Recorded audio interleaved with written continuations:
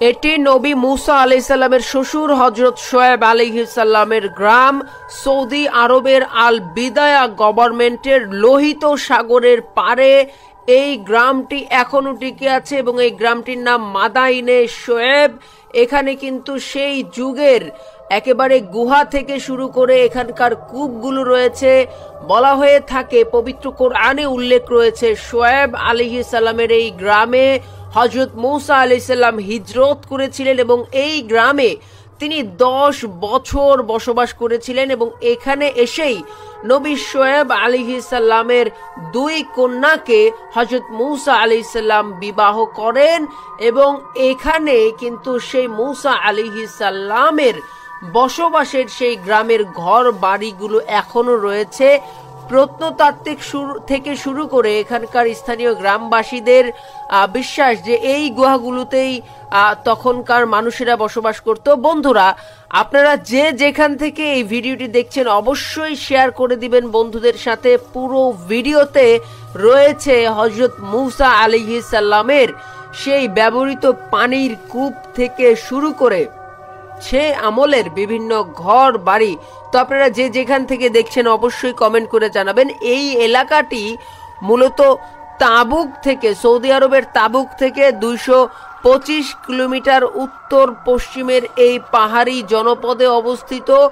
বছরের পর বছর ধরে এই জনপদটি কিন্তু এখনো টিকে আছে।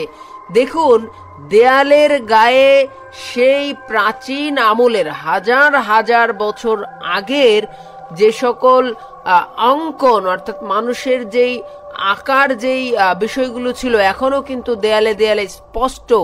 এবং এটি হচ্ছে একটি পানির নহর বা একটি ঝর্ণা বলা হয়, যে মূসা আলাইহিস সালামের লাঠির আঘাতে এই জায়গাগুলোতে আসলে পানির নহর তৈরি হয়েছিল এবং এখান থেকে মানুষ সে আমলে পানি নিয়ে পান করত। এবং কিন্তু বড় একটি কূপ যেটি এখন শুকিয়ে গেছে, সেই কূপটিও কিন্তু এখানে রয়েছে। বন্ধুরা, এই ভিডিওটি আপনারা কে কোন জেলা, কে কোন শহর থেকে দেখছেন অবশ্যই কমেন্ট করে জানাবেন। আমরা আপনাদের মূল্যবান কমেন্ট পড়তে চাই, জানতে চাই এবং অন্যদেরকেও জানাতে চাই। দেখুন, এখনো কিন্তু এখান থেকে পানি উঠছে আল্লাহর কুদরতে।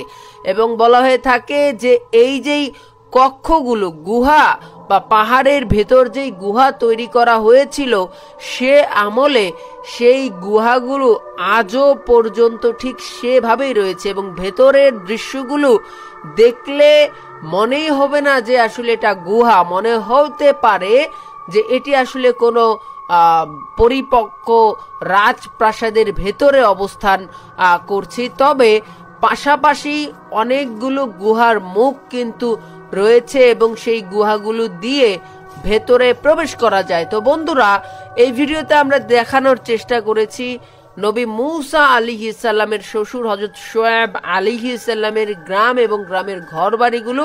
আপনারা যে যেখান থেকে দেখছেন এই ভিডিওটি শেয়ার করে দিবেন এই প্রত্যাশায় ভিডিওটি এখানেই শেষ করছি।